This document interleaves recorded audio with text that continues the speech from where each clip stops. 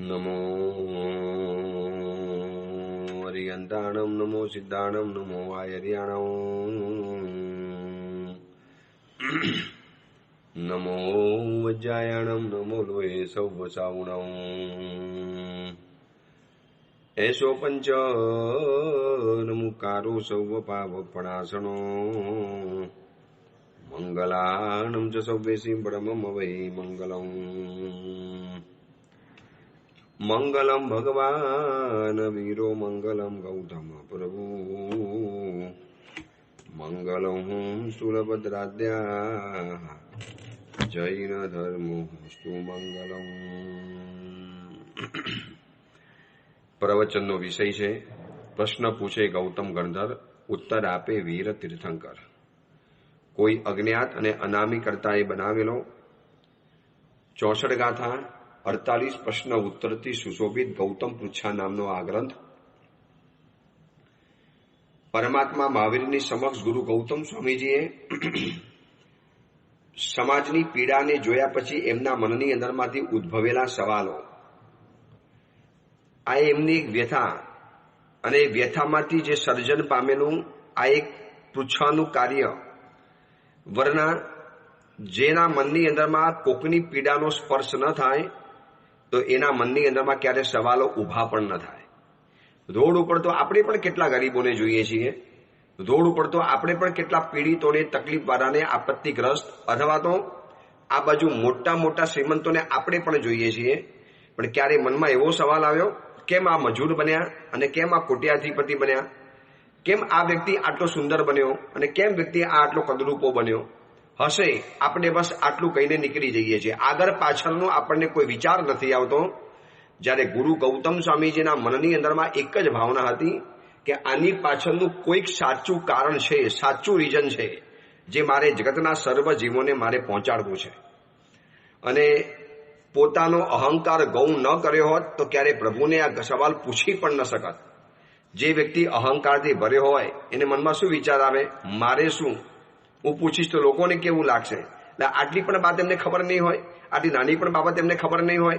આમ તો મોટા ગંધર બન્યા, ચૌર પૂર્વના પારગામી બન્યા, દ્વાર સાંગીના રચયિતા બન્યા, પ્રભુ મહાવીરના પ્રથમ શિષ્ય બન્યા, 50,000 શિષ્યના ગુરુ બન્યા, અને આટલું પણ નહીં આવડતું હોય.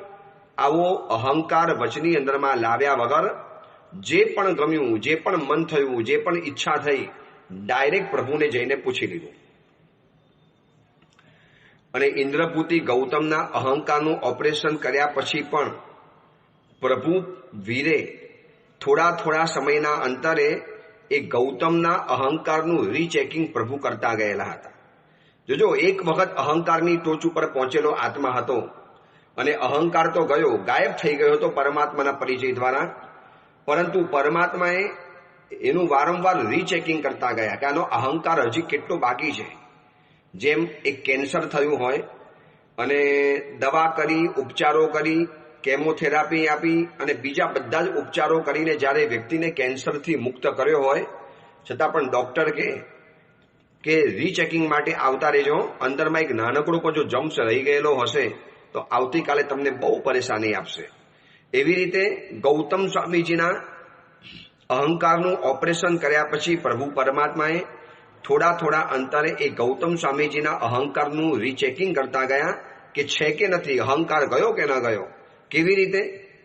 હાલી ખેડૂતને ત્યાં પ્રતિબોધ કરવા માટે ભગવાન મહાવીરે ગૌતમને મોકલ્યા. આ પણ એક અહંકારનું રીચેકિંગ હતું. વરના અહંકાર હોય ને તો એવો વિચાર આવી શકે કે શું પ્રભુ દર વખતે તમે આવા નાના કામમાં મને યાદ કરો છો? આ તો મારા શિષ્યો પણ કામ પતાવી દે. પ્રભુ આવા નાના કામમાં તમે મારો ઉપયોગ કરો, મારી પર્સનાલિટી, મારી પોઝિશન, મારું જ્ઞાન, મારો પાવર, મારો પ્રભાવ. પ્રભુ આ બધું તો આપ વિચારો. આવું પરમાત્મા તરફ સહેજ પણ ભાવ નથી થયો. અને પ્રભુએ હાલી ખેડૂતે પ્રતિબોધ કરવા માટે મોકલ્યો અને મોકલ્યા તો ખરા. અને પછી આવીને જ્યારે જોયું કે ખેડૂત તો વળી પાછો નીકળી ગયો, પ્રતિબોધ પામ્યા વગર નીકળી ગયો, તો પરમાત્માને એવી ફરિયાદ પણ નથી કરતા કે પ્રભુ શું તમે આવા માણસ માટે મને આટલો દૂર મોકલી આપ્યો? કઈ એને ખબર તો ન પડી, કઈ કે પ્રતિબોધ તો ન પામ્યો અને ઉલટાનો મારો અમૂલ્ય સમય મારો નીકળી ગયો. આવું પરમાત્મા તરફ વિચાર સુદ્ધા પણ નથી આવ્યો. એ જ બતાવે છે કે અહંકારનું એક નાનકડો અંશ પણ ગૌતમ સ્વામીજીની અંદરમાં રહ્યો નથી. હવે બીજો પ્રયોગ પછી પરમાત્માએ કર્યો. આનંદ શ્રાવકને ત્યાં ગૌતમ સ્વામીજીને ક્ષમાપના કરવા માટે મોકલી આપ્યા. એ મોકલવા દ્વારા એક નાનકડું અહંકારનું રીચેકિંગ હતું. એક કાબેલ ડોક્ટર ઉપચાર કર્યા પછી, ઈલાજ કર્યા પછી અને આને સારું થયું છે કે નથી થયું આ જોવા માટે એનું વારંવાર રીચેકિંગ કરતા જાય. તો એવી જ રીતે પરમાત્મા મહાવીરે ગૌતમ સ્વામીજીના અહંકારનું આવી રીતે રીચેકિંગ કરતા ગયા. બીજી વખત 50,000 શિષ્યના ગુરુ છે, પોતે સમર્થ છે, ગણધર ભગવંત છે, દ્વાદશાંગીના પારગામી છે, છતાં પણ એવી વ્યક્તિને પરમાત્માએ ગૌતમ સ્વામીજીને આનંદ સાવકના ઘરે મિચ્છામી દુક્કડમ માંગવા માટે મોકલ્યા. આ જગ્યાએ હું અને તમે હોઈએ ને કદાચ તો પ્રભુ તરફ આપણને નફરત થઈ જાય.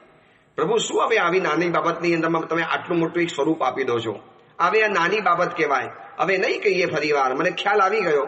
હવે તમે આ બહુ મોટું સ્વરૂપ નહીં આપી દો. જાહેરમાં મને એમ કહો છો કે માફી માંગી આવ અને આ જઈને સાવકને કહીને કે તમે સાચા હતા, હું ખોટો હતો.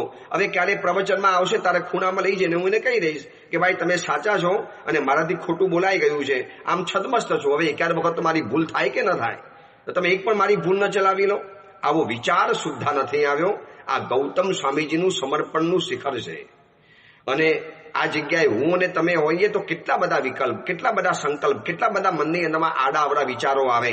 આમ કહેવાતું હશે, આવી રીતે કહેવાતું હશે, બધાની વચમાં કહેવાતું હશે કે આપણી તો કઈ કિંમત ખરે છે કે નથી કરતા. હું કઈ હાલી મવાલી માણસ છું, નાનો મોટો માણસ છું, હું કોણ છું એ પણ નહીં જોવાનું. અને સામે આવા નાના સાવકનું મારે માફી માંગવાની? હું ગણધર છું, ગણધર, અને મારે આવા નાના સાવકની માફી માંગવાની? શું પ્રભુ પણ સમજતા નથી? પ્રભુ યાર કમાલ કરો છો તમે, પ્રભુ આપ તો કુછ ભી કહે દેતે હો. આવું કોઈ પણ વિચાર નથી આવ્યો. અને ત્રીજા નંબરનો પરમાત્માએ પ્રયોગ કર્યો છે નિર્વાણ સમયે દેવ શર્મા બ્રાહ્મણને પ્રતિબોધ કરવા માટે મોકલવા દ્વારા. આ 3 ઇન્વેસ્ટિગેશન હતું, અહંકારનું રીચેકિંગ હતું. અને એનાથી કન્ફર્મ થયું કે અહંકારના કોઈ સેલ ગૌતમ સ્વામીજીના અંદરમાં રહી નથી ગયા. અને અહંકારનું કેન્સર ક્યારે હવે સ્પ્રેડ પણ નથી થવાનું, કારણ કે ટોટલી અહંકાર ખતમ છે, ટોટલી નામ માત્ર રહી ગયો છે. આ ગૌતમ સ્વામીજી હતા. અને આવા ગૌતમ સ્વામીજીની પૃચ્છામાંથી બનેલો આ ગ્રંથ છેલ્લા 1 વર્ષથી આપણે એનો સ્વાધ્યાય કરતા આવ્યા. ગત ચાતુર્માસ ભટ્ટારસી સંઘમાંથી શરૂ થયેલું આ પ્રવચનો અને આજે આગળ વધતા વધતા લગભગ છેલ્લું પ્રવચન, 48મા નંબરનો સવાલ. અને આપણે જે સવાલ પૂછ્યો ગૌતમ સ્વામીજીએ કે પરમાત્મા કયા કારણથી જીવ સંસાર સાગરને તરી અને સિદ્ધિ પૂરીને પ્રાપ્ત કરે છે, મોક્ષની અંદરમાં જાય, એમાં કયું કારણ, કયા કારણથી જીવ સંસાર સાગરને તરી અને મોક્ષની અંદરમાં જાય છે? અને પરમાત્માએ જે જવાબની અંદરમાં એક જ વાત કરી છે કે હે ગૌતમ, તમારો જે સવાલ છે કે જીવો મોક્ષમાં કેવી રીતે જાય, કયા કારણથી જાય, એનો સંસાર સમાપ્ત કરી અને કાયમ માટે સિદ્ધ બુદ્ધ મુક્ત બની જવાનું, ક્યારે પાછું નીચે નહીં આવવાનું, કૃતકૃત્ય બની જવાનું, જન્મ મરણના ચક્કર બધા સ્ટોપ થઈ જવાના, સમાપ્ત થઈ જવાના. અને 1-2 વર્ષના માટે નહીં, અનંત કાલ માટે.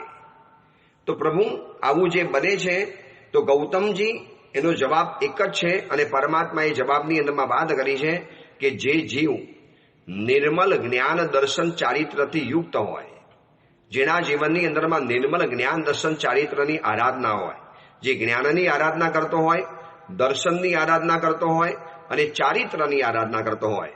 દર્શન, જ્ઞાન અને ચારિત્ર આ મોક્ષની અંદરમાં જવાનો મુખ્ય માર્ગ છે.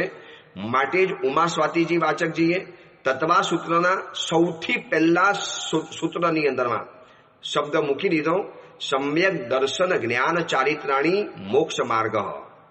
સમ્યક જોઈએ, જ્ઞાન સમ્યક, દર્શન પણ સમ્યક અને ચારિત્ર પણ સમ્યક. હવે નિર્મલ જ્ઞાન કોને કહેવાય, સમ્યક જ્ઞાન કોને કહેવાય, પવિત્ર જ્ઞાન કોને કહેવાય?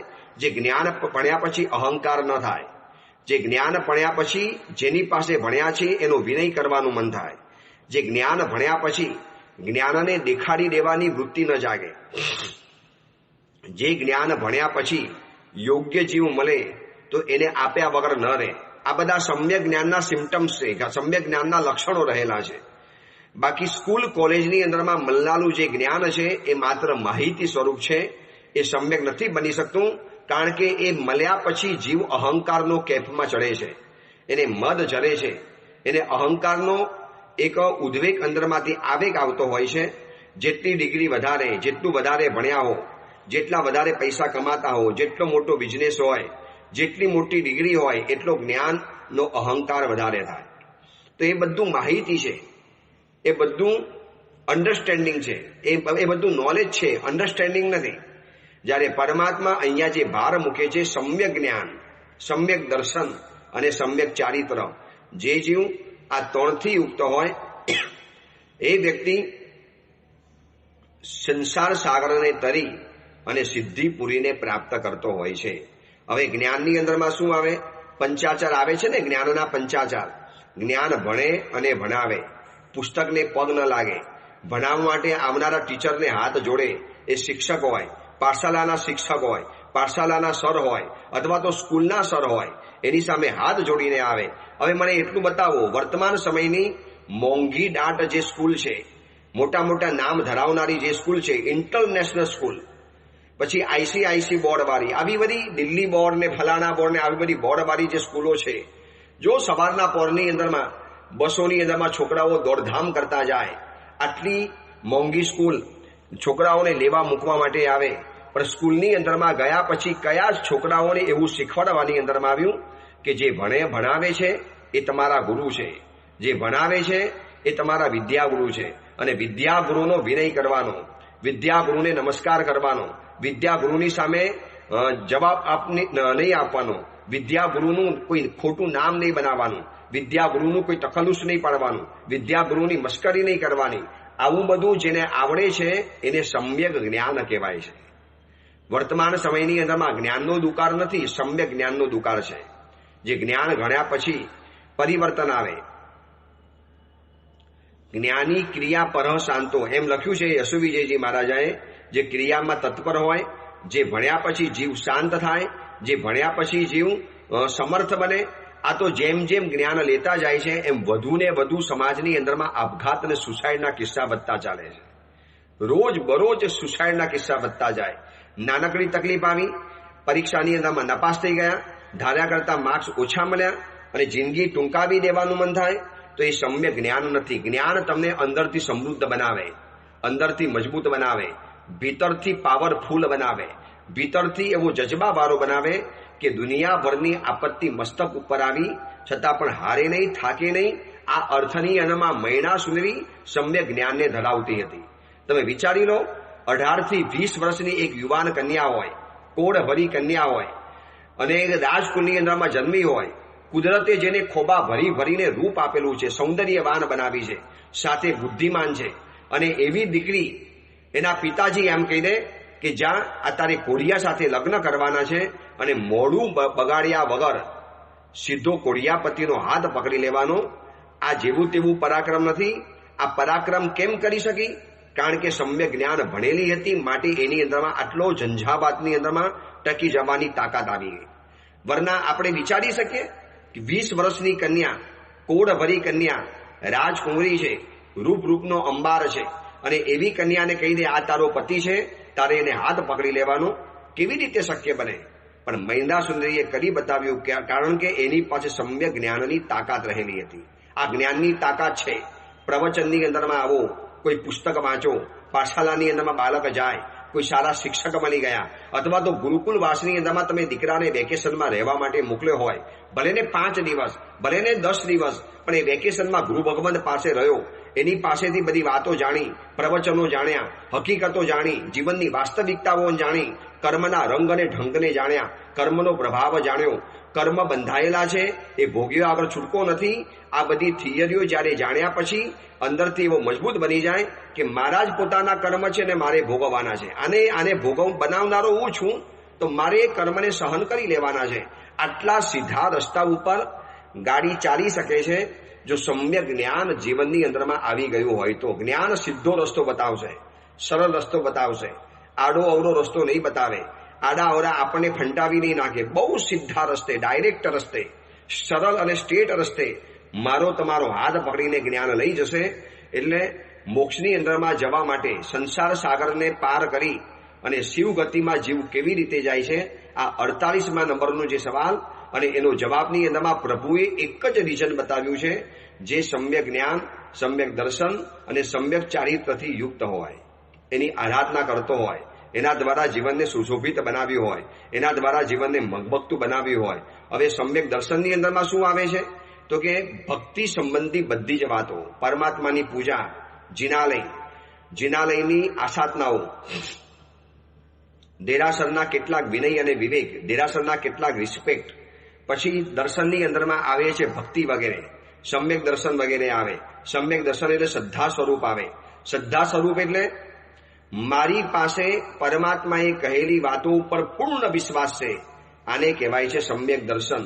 જે શ્રદ્ધાથી યુક્ત હોય, શ્રદ્ધા તરફ જે આપણને આગળ લઈ જાય અને એવી શ્રદ્ધાથી મજબૂત હોય કે શ્રદ્ધાની પ્રતીતિ દ્વારા, શ્રદ્ધાની અનુભૂતિ દ્વારા જીવનની અંદરમાં એક નવો આનંદ પ્રાપ્ત કરે, આને કહેવાય છે સમ્યક દર્શન.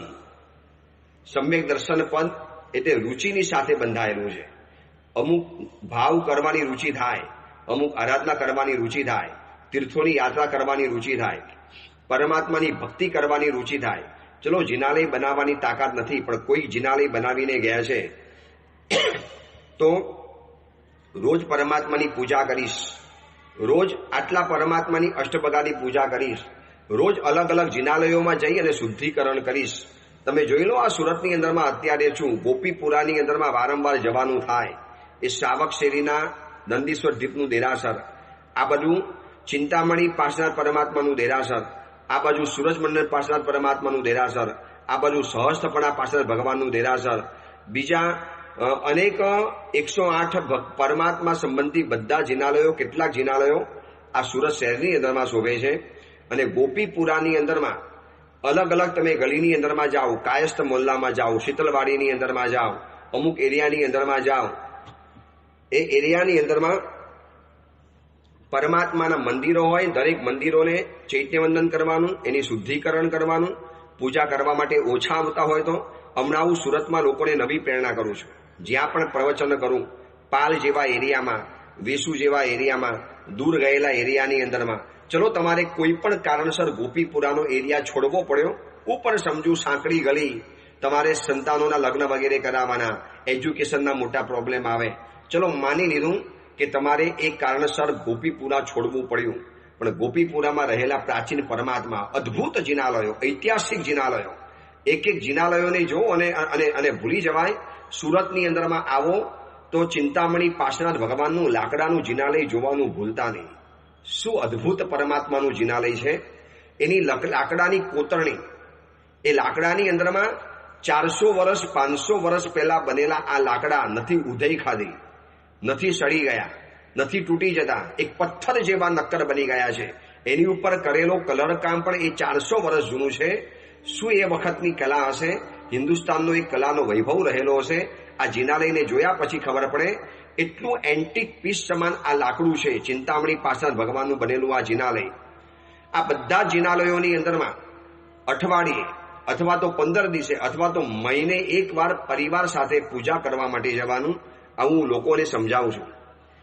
ખાલી સૂરજ મંડળ પાસે નહીં, ખાલી સહસ્ત્ર ભગવાન પાસે નહીં, પણ સુરતની અંદરમાં જેટલા પણ પ્રાચીન જિનાલયો છે અને એ એરિયામાં સાવકોનો વસવાટ જ્યારે ઘટી ગયો છે, ત્યારે એવા એરિયાની અંદરમાં પરમાત્માની ભક્તિ કરવા હું પહોંચી જાઉં. આ બધું આવે છે સમ્યક દર્શનની અંદરમાં આવે. અને સમ્યક દર્શન એટલે સાચું જોવાનું, સારું જોવાનું અને સાચું જોવાનું, જે છે એને સારી રીતે જોવાનું. બસ આ સમ્યક દર્શનની મહત્વની ભૂમિકા છે અને એને સમ્યક દર્શન કહેવાય. અને ત્રીજા નંબરમાં આવે છે સમ્યક ચારિત્ર. ચારિત્ર એટલે જીવનનો સંયમ, ચારિત્ર એટલે જીવનનો કંટ્રોલ, ચારિત્ર એટલે જીવનની મર્યાદા. તો આ ચારિત્ર જીવનની મર્યાદાની અંદરમાં રહેવાનું. આ સમ્યક દર્શન, જ્ઞાન અને ચારિત્રથી જે યુક્ત હોય, ચારિત્રની અંદરમાં આવે છે કે પતિ પત્નીએ લગ્નના બાહ્ય સંબંધો પણ નહીં રાખવાના. કુંવારી અવસ્થા છે તો ત્યાં સુધી શીલ સદાચારનું જીવનમાં પાલન કરવાનું. ચારિત્રનો મતલબ છે બહુ મોશોક નહીં કરવાના. ચારિત્રનો મતલબ છે મિનિમમ લિસ્ટ, એટલે બહુ ઓછામાં ઓછી વસ્તુઓથી મારે ઘર ચલાવવું છે, સંસાર ચલાવવો છે. ચારિત્ર એટલે પોતાની પાસે રહેલી જેટલી પણ વસ્તુઓ છે એનો ઓછામાં ઓછો ઉપયોગ કરવાનો, વધુમાં વધુ સંયમિત જીવન જીવવાનું. આને કહેવાય છે ચારિત્ર જીવન કહેવાય છે. આવા સમ્યક દર્શન જ્ઞાન ચારિત્રથી જે જીવ યુક્ત છે એ વ્યક્તિ સંસાર સાગરને તરીને બહાર નીકળી જાય છે. વર્તમાન સમયની અંદરમાં જ્ઞાન દર્શન તો ગયા, પણ ચારિત્ર પણ અમુક રીતે ખતમ થઈ ગયું. ચારિત્ર એટલે મર્યાદા હતી, ચારિત્ર એટલે લક્ષ્મણ રેખા હતી કે આટલા વાગ્યાથી મારે ઘરની બહાર રહેવાનું નહીં અને આટલા વાગ્યા પછી મારે ઘરમાંથી બહાર જવાનું. આ તો રાતના 12 વાગે, 2 વાગે, 3 વાગે, વીકેન્ડ હોય તો રાતના 4 વાગ્યા સુધી પણ ઘરની અંદરમાં પાર્ટી મનાવનારા છે.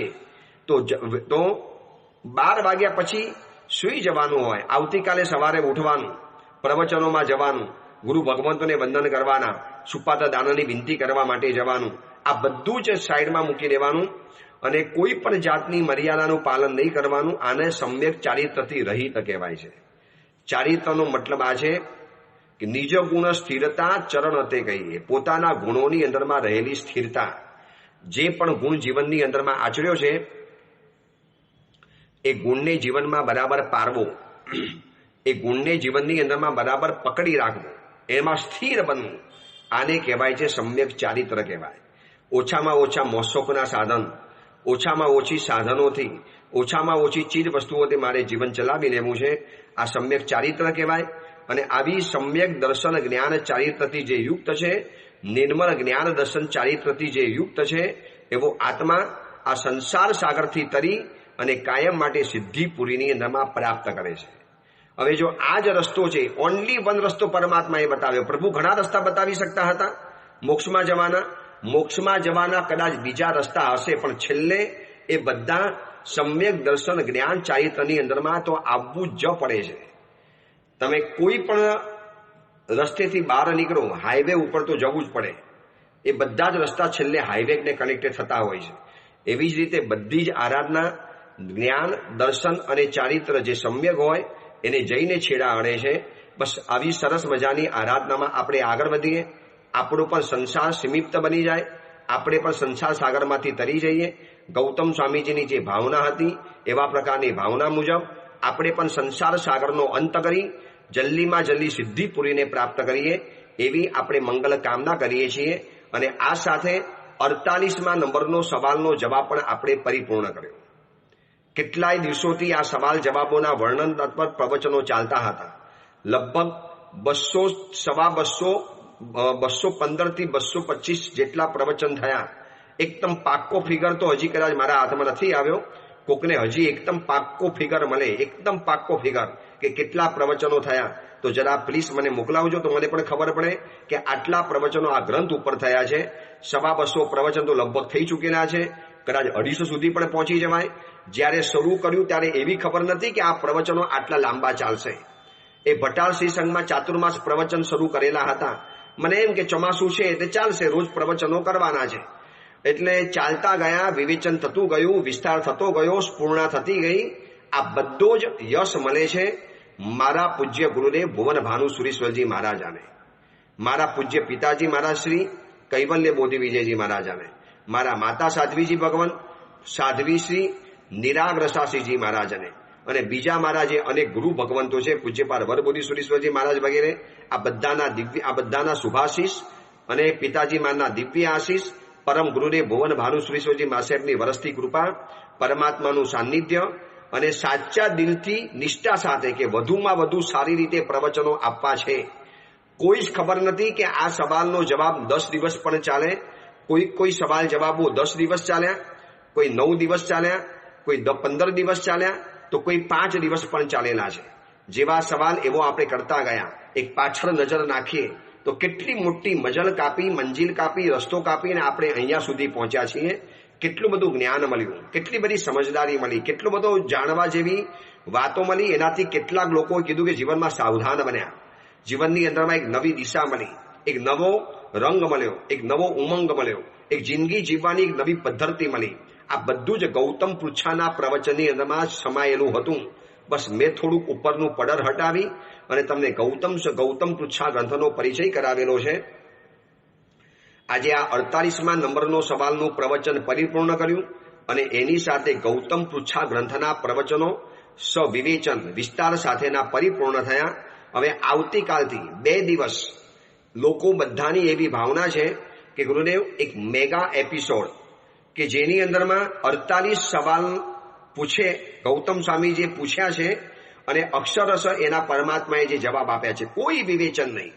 જેમ કે પરમાત્માએ 48મા નંબરનો સવાલ પરમાત્માને ગૌતમ સ્વામીજીએ પૂછ્યો કે જીવ કયા કર્મથી સંસાર સાગરને તરી અને સિદ્ધિપુરીને પ્રાપ્ત કરે છે, તો એની સામે ગૌતમ સ્વામીજીને પ્રભુએ એક જ જવાબ આપ્યો, જે જીવ જ્ઞાન દર્શન નિર્મલ જ્ઞાન દર્શન ચારિત્રથી યુક્ત છે એનો સંસાર ઝપાટા બંધ નીકળી જવાનો, ઝપાટા બંધ ખતમ થઈ જવાનો, સુપર જેટ સ્પીડે એનો સંસાર ખતમ થઈ જવાનો. બસ આ એક જ સવાલ અને એક જવાબ, નો વિવેચન, નો કોઈ વિવેચન નહીં, બસ સીધો સવાલ અને ડાયરેક્ટ સીધો જવાબ. તો જેથી કેટલાક લોકોને આ બધા પ્રવચનો કદાચ રિવાઇન્ડ કરવાનો સમય ન હોય તો આ ટૂંકની અંદરમાં, એટલે આજનું આ પ્રવચન પરિપૂર્ણ થયું. એટલે હવે આવતીકાલ અને પરમ દિવસથી અને એના પછીના 2 દિવસ આ પ્રવચન ચાલશે. 48 સવાલ, 24 સવાલના 2 વિભાગની અંદરમાં આપણે આ પ્રવચન કરીશું. કોઈ વિવેચન નહીં આવે, પરમાત્માને સવાલ પૂછે છે અને પ્રભુ એનો જવાબ ગૌતમ સ્વામીજીને આપે છે. ગૌતમ સ્વામીજી આપણા વતી પૂછેલા સવાલો અહીંયા સુધી આ ગ્રંથ જેને પહોંચાડ્યો એને પણ ધન્યવાદ. આ ગૌતમ સ્વામીજી આ સવાલો પૂછ્યા એમને પણ ધન્યવાદ. પ્રભુ મહાવીરે કૃપા કરીને આ જવાબો આપ્યા, પ્રભુને પણ ધન્યવાદ. આ ગ્રંથને જેને લખીને સાચવ્યું આટલા વર્ષો સુધી એમને પણ ધન્યવાદ. એ અજ્ઞાત અને અનામી કરતા મુનિ ભગવાન છે, જેમને આ ગૌતમ પૃચ્છા ગ્રંથોના બહુ પાયાના સવાલો, બહુ સાયન્ટિફિક સવાલોનો સંગ્રહ કરી અને આપણા સુધી પહોંચાડ્યા, એમને પણ ધન્યવાદ. પૂજ્ય ગુરુદેવ ભુવન ભાનુ સુરેશ્વરજી મહારાજા ઇત્યાદિ ગુરુ ભગવંતોને પણ ધન્યવાદ કે આપની કૃપાથી સરસ મજાના પ્રવચનો થયા. હું મારા ઘરાને પણ ધન્યવાદ આપું છું, મારા દિમાગને પણ ધન્યવાદ આપું છું કે તમારા જોર ઉપર હું આવા સરસ મજાના પ્રવચનો કરી શક્યો, એમને પણ ધન્યવાદ.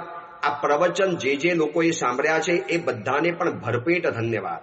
અગર આપ સુનને વાલે નહીં હોતે તો મેં પ્રવચન કિસકે સામને દેતા था. દેશ વિદેશના, ગામના, નગરના, અલગ અલગ રાજ્યોના હજારો લોકો આ પ્રવચનો સાંભળે છે. એ બધાને પણ મારા લાખ ધન્યવાદ આપું છું કે તમે વ્યસ્ત શેડ્યુલમાંથી થોડોક સમય કાઢ્યો, જિંદગીની આપાધાપી દોડાધાપી અને એમાંથી તમે આ સમય કાઢી અને સરસ મજાના ગૌતમ પૃચ્છા ગ્રંથના પ્રવચનો સાંભળ્યા. તમારી પૃચ્છા, તમારી ધગસ, તમારા બધા શ્રોતાઓનો જે પ્રેમ, એ શ્રોતાઓનો જે રિસ્પોન્સ અને રિસ્પોન્સના કારણે એટલો બધો ક્યારેક પ્રવચન આપવાનો આનંદ આવતો હતો. બાકી કહું ક્યારેક વિયારોમાં થાકી જતો હતો. સંઘના પ્રવચનો તો ઓલરેડી મારે રોજના કલાકના હોય જ, જે પણ સંઘની અંદરમાં જઈએ એટલે. અને પ્રવચનકારની ગુડવિલ હોય એટલે છોડે નહીં, સાહેબ પ્રવચન તો આપવું જ પડશે આપે. એટલે મારે રોજના 1.5 કલાકનું પ્રવચન તો ફિક્સ થઈ ગયું. ઓડિયો પ્રવચન 30-35 મિનિટનું અને શ્રી સંઘનું કલાકનું પ્રવચન. એમાં રવિવારની હવે ત્રિકમનગરમાં ચોમાસામાં શિબિરો આવવાની, એના 2 કલાક 2.5 કલાકના પ્રવચનો થવાના, પણ અડધો કલાક તો ફિક્સ રાખ્યો છે. બધાનો મળતો સ્નેહ, રિસ્પોન્સ, પ્રવચન સાંભળવાની ધગસ અને પ્રવચન સાંભળ્યા પછી તમારા હૃદયમાં શું ભાવ પેદા થયા, એ તમે જે રિવ્યુ મોકલ્યા, જે વાતો મોકલી, જે ફીડબેક મોકલ્યો, એ ફીડબેકના વાંચીને મનમાં એમ થયું કે ઓર પ્રવચન આપવા છે. જ્યારે આટલા લોકો સાંભળનારા છે તો બસ આ ગૌતમ સ્વામીજી જે છેલ્લો સવાલ પૂછી અને આપણને એક મોક્ષ તરફ ઈશારો કર્યો છે કે દોસ્ત બધું જ કરે પણ સંસાર સાગરનો અંત કરી લેજે. દર ભવની અંદરમાં આ બધી ઝંઝાર ઊભી નથી કરવી. અને શેનાથી મોક્ષમાં જવાય એ પણ આપણે જાણી લીધું કે સમ્યક દર્શન નિર્મલ જ્ઞાન દર્શન ચારિત્રની આરાધનાથી જે યુક્ત હોય અને મોક્ષમાં જતા કોણ અટકાવે છે એ 13 કાઠિયાની સજ્જાઈ પણ આપણે જોઈ લીધી. અને 13 કાઠિયાની સજ્જાઈ આજે વોટ્સઅપ ગ્રુપની અંદરમાં પ્રવચનના પહેલા મૂકી દેવાની અંદરમાં આવી છે. તો ગઈકાલે મૂકેલી હતી, તો ખાસ જોઈ લેજો. જેટલા લોકો 13 કાઠિયાની સજ્જાઈ માંગતા હતા એ પણ તમને અંદરમાં જોવા માટે મળી જશે. હવે આ ગ્રંથ પરિપૂર્ણ થયો. આવતીકાલે 2 દિવસ એના માત્ર ડાયરેક્ટ પ્રવચનો, મેગા એપિસોડ, વિવેચન વગર સીધા સવાલ અને જવાબ. 2 દિવસના પ્રવચન એ પરિપૂર્ણ થશે. 28 તારીખે મારો ચાતુર્માસ પ્રવેશ છે શ્રી ત્રિકમનગર જૈન સંઘની અંદરમાં, Shankheshwar પાર્શ્વનાથનું જિનાલય. Green park society, લંબે Hanuman road, ત્યાં આવેલા ઉપાસેમાં ચાતુર્માસ કરવાનું છે. બહુ વર્ષોથી આ સંઘની ભાવના હતી. નાનકડો સંઘ છે એવું સમજુ છું, મધ્યમ સાધારણ સંઘ છે સમજુ છું, પણ લોકોનો ઉલ્લાસ અસાધારણ છે. લોકોનો ઉલ્લાસ મધ્યમ નથી. ખૂબ ભાવથી રંગે ચંગે ચોમાસું કરાવવા માટે માગે છે. ત્યાં ચોમાસામાંના પ્રવચનો રોજના 7:30 થી 8:30 રહેવાના, અને એની પહેલા મારે ઓડિયો પ્રવચન કરવાનું. એટલે વહેલી સવારે ઉઠી મારી દૈનિક આરાધના, પ્રતિક્રમણ, જાપ, પરિલેહન આ બધું જ કરી અને વળી પાછો હું પ્રવચન આપીશ. પણ ખરેખર આનંદ આવે છે, કારણ કે તમારા બધાનો જે સાથ મળ્યો, જે રિસ્પેક્ટ મળ્યો, જે આદર મળ્યો, જે સાંભળવાની જિજ્ઞાસાને તમન્ના જાણી, એના કારણે આ પ્રવચન હું આપી શક્યો છું. બધાને ધન્યવાદ, બધાનો ખૂબ આભાર, બધાને લાખ લાખ ધન્યવાદ. આ બધા જ પ્રવચનોમાં જે લોકો સહાયભૂત બને, અમારા શિષ્યો, અમારા સેવકભાઈ, આ બધું તૈયાર કરનારા પૂનાના હર્ષલભાઈ, પ્રવચનોને મોકલનારા વૈભવ, પારસભાઈ, અને એ સિવાયના નામી અનામી જેટલા પણ વ્યક્તિઓ હોય, ક્યાં ને ક્યાં ગ્રુપની અંદરમાં ફેલાય છે પ્રવચનો. આ તો મને સમાચાર આવે એટલે ખબર પડે કે કયા કયા દેશોની અંદરમાં ને કયા રાજ્યોમાં ને કયા સિટી નગરની અંદરમાં આ પ્રવચનોનું શ્રવણ થાય છે. ચલો, છેલ્લા 12 મહિનાથી ચાલનારા 48 સવાલ અને જવાબનું જે વાતો હતી એને આજે આપણે પરિપૂર્ણ કરી. ગુરુ ગૌતમ સ્વામીજીને આપણે રોજ યાદ કરતા હતા. ગુરુ ગૌતમ સ્વામીજીને વહેલી સવારે યાદ કરી અને આપણી પ્રભાતને પવિત્ર બનાવતા હતા. આજે આપણે ગૌતમ સ્વામીજીને કહીએ કે પ્રભુ, આપે પૂછ્યા સવાલ એમાંથી ગ્રંથ બની ગયો, અને અમારા જેવા જીવોને એ માર્ગદર્શન અત્યંત કામ લાગ્યું. પ્રભુ, અમારી સંસારની રોજબરોજની સમસ્યા એને બરોબર પારખી અને આપે એવું અદ્ભુત સમાધાન આપેલું છે. આ બધા જ પ્રવચનો જેની પાસે ન હોય, ઘણા લોકોના સમાચાર આવે છે, તો એ લોકોને ખાસ કહેવાનું, કોઈ અડધેથી જોડાયા, કોઈ વચ્ચેથી જોડાયા, કોઈ હમણાં છેલ્લે જોડાયા. હવે એ લોકોને એટલો બધો ઇન્ટરેસ્ટ પડે છે, અમારા સેવકભાઈની પાસે સમાચાર આવે, અમને જૂના પ્રવચનો સાંભળવા છે, ક્યાંથી મળશે? એક તો જૂના બધા પ્રવચનોની લિંક જોઈતી હોય તો વૈભવનો કોન્ટેક્ટ કરજો, કાંદીવલીવાળાનો. અને જીન વચન સ્પર્શ, ફરી વખત બોલું છું, જીન વચન સ્પર્શ નામની યુટ્યુબ ચેનલ છે, એને સબસ્ક્રાઇબ કરતા રહેજો. વૈભવ એને ચલાવે છે, અને એને બધા જ ગૌતમ પૃચ્છાના પ્રવચનો અંદરમાં અપલોડ કરી દીધેલા છે. બધા જ પ્રવચનો આવી ગયા, સ્ટાર્ટિંગથી લગાવીને આજના સુધીનું પ્રવચન એ અંદર વૈભવ નાખી દે છે. એટલે જેને પણ આ પ્રવચનો જોવા છે તો ફરી વખત બોલું છું, જીન વચન સ્પર્શ યુટ્યુબ ચેનલ છે, એનું નામ છે જીન વચન સ્પર્શ. ખાલી મોબાઈલમાં સિસ્ટમ પ્રમાણે શરૂ કરશો, તમારી સામે બધા જ પ્રવચનો ધડ કરતા લાઈનસર આવી જવાના. તો જેને અધૂરા બાકી છે એ બધા પણ પૂરા પ્રવચનો સાંભળી લેજો, એટલી મારી ખાસ ભલામણ છે. આ પ્રવચન કરતા બોલતા કોઈ પણ જાણતા અજાણતા ઉચ્ચતર ભાષણ થઈ ગયું હોય, કોઈના દિલને ઘા લાગે એવો શબ્દો બોલાઈ ગયા હોય, તો એ બધાનું મન વચન કાયાથી મિચ્છામી દુક્કડમ. આજે આ પ્રવચન પરિપૂર્ણ કર્યું. આવતીકાલે વિવેચન વગરના સીધા જ ડાયરેક્ટ સવાલ જવાબોના પ્રવચનો, ત્યાર પછી ચોમાસી ચૌદસનું પ્રવચનની વાત કરીશ. 28 તારીખે પ્રવચન નહીં થાય લગભગ, કોશિશ કરીશ, પણ વહેલી સવારે પ્રવેશ છે ચોમાસાનો, અને કોશિશ કરીશ કે થઈ જતું હોય તો આ પ્રવચનો તમે તો સાંભળ્યા, ખૂબ તમને ગમ્યા, તો જો અનુકૂળતા હોય તો તમારો ફીડબેક વૈભવ ઉપર મોકલી આપજો, અથવા તો અમારા સેવક ભાઈ ઉપર મોકલી આપજો, જેથી મને પણ ખબર પડે કે આ પ્રવચન સાંભળવા દ્વારા તમારા મનની અંદરમાં શું ભાવના પેદા થઈ, શું અંદરમાં ઈચ્છા ઊભી થઈ. અને વૈભવનો નંબર છે 8097580766. વૈભવનો નંબર ફરી વખત બોલું છું, 8097580766. આ વૈભવનો નંબર છે. આને નોંધ કરી લેજો. નવા લોકોને જોડવા છે તો વૈભવની પાસે મોકલી આપજો, ફીડબેક મોકલી આપશો પારસભાઈ ઉપર, વૈભવ ઉપર, અથવા તો અમારા સેવકભાઈ ઉપર, તો જરા મને આનંદ થશે. બસ એ જ મંગલ કામના. આ અંતિમ પ્રવચન એને પૂરેપૂરું આપણે જાણી લીધું. દેવગુરુની કૃપાથી આનંદ રીતે, અખંડ રીતે, અદ્ભુત રીતે અને આશ્ચર્યજનક રીતે આ પ્રવચનો સરસ મજાના ચાલ્યા, લોકોને ખૂબ ગમ્યા. બસ એ બધાનો આભાર શ્રેય કોઈને જતો હોય તો અરિહંત પરમાત્માને અને મારા પૂજ્ય ગુરુદેવ પૂજ્યપાદ શ્રી ભુવન ભાનુ સુરીશ્વરજી મહારાજાને આ બધાનો આભાર માની એક વખત પ્રવચનમાં અનુમોદના કરી અને પ્રવચનથી વિરમું છું. જીનાજ્ઞા વિરુદ્ધ કાંઈ પણ બોલાયું હોય તો મિચ્છામી દુક્કડમ.